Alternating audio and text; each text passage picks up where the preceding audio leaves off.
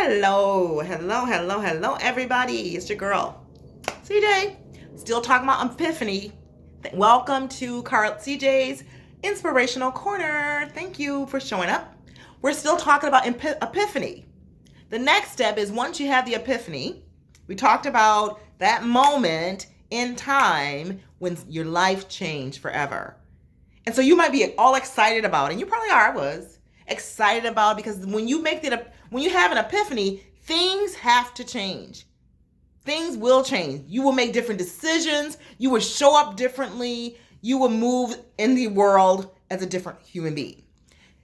In saying that can cause a lot of problems for you, especially for you regarding relationships that you have. Because when you decide to make a different decision, go in a different direction, and become a different person, a better version of yourself, other people are affected.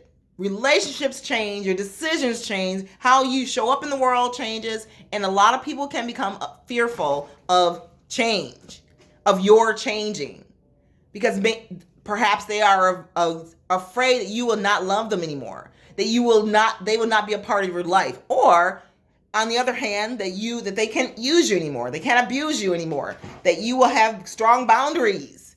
That you will know who you are, and they will not be able to manipulate you any longer. So don't be afraid. This is part of the process. When the epiphany moment happens, your life will change for the better. But don't stop. You keep moving forward, because that means that you're being true to who you are. For myself, I had that. I had people telling me, oh, you don't need that. Blocking the door, as a matter of fact. Standing in front of the door so I could not go out to my meetings. Yes. I had chaos when I came home from the meetings. I had people just a total meltdown, craziness, insanity in my home. But because I was working on myself, becoming a better version, I learned to set boundaries. I learned to look at their behavior and not allow it to affect me. I just continue to work hard. I worked hard every single day, even more. It encouraged me and motivated me to work even harder, because I realized how toxic, how unhealthy these relationships were, and that they needed to change, and I needed to change how I was interacting with the individuals. I need to come from a place of forgiveness and love, setting boundaries, and from a place of detachment. I had to detach my feelings from their actions. I had to stand back and look at how they were behaving and realize that was their problem. It was not mine. And I had to stop allowing others to project their negativity onto me, and be at peace and calm, and always focus on what I wanted for myself at that time, how I wanted to show up, what I wanted to experience, and emotions that I wanted to experience. I had support. I used my support tools. I used my support people in the group, and they were able to help me to come to a rationalization, to be able to understand the information and be able to come back, take some time from everything and come back with a more positive attitude. And that happened. It took a long, long time. But I remember the other epiphany. I remember within that epiphany, when I finally felt, I came home from a meeting, probably like 9 months later, and I remember I was being attacked emotionally. And what happened was there was something that rose up inside of me, this strength that rose up inside of me. And that's when I knew that I was on the right track. Because the words, the actions did not affect me as before. I was stronger. I was healthier, and I was able to set boundaries. And that is what can happen for you as you go through the journey. It's your journey. Do not be afraid of the epiphany. Do not be afraid. Don't let it. You might have some setbacks.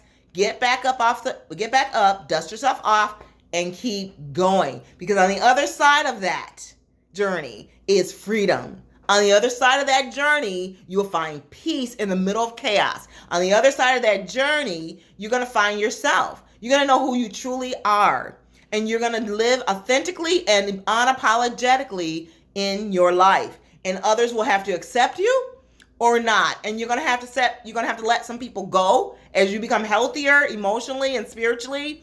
And even physically, you'll see the red flags, and you'll see the people that need to leave your life and the people that need to stay. And you'll know that you are worthy of all that is good. And that's what Epiphany will do for you. I want only the best for you because of my own journey. I know that it's possible. There is nothing impossible with God. He is the God of possibilities. And for me, it strengthened my faith. It strengthened I had a relationship with God during this journey as well. My relationship strengthened. I actually created a relationship. And it wasn't based on the organization. It wasn't based on religious ideologies. It was based on me talking with him. He knew exactly who I was. He knew my weaknesses. He knew my strengths. I shared everything. We had an intimate relationship, intimacy relationship that we had.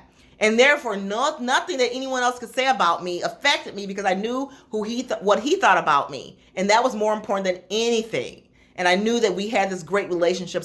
And I'm still friends with the people from the group, recovery group that I was in many years ago. Still friends with them. So life is going to be better. Don't be afraid of epiphany. Step into your epiphany. It might be your purpose. It might be where you need to be. Yes, you're going to have naysayers. It might be people closest to you. Just keep walking it out. And remember that each and every one of you, yes, you, are worth far more than you were ever led to believe.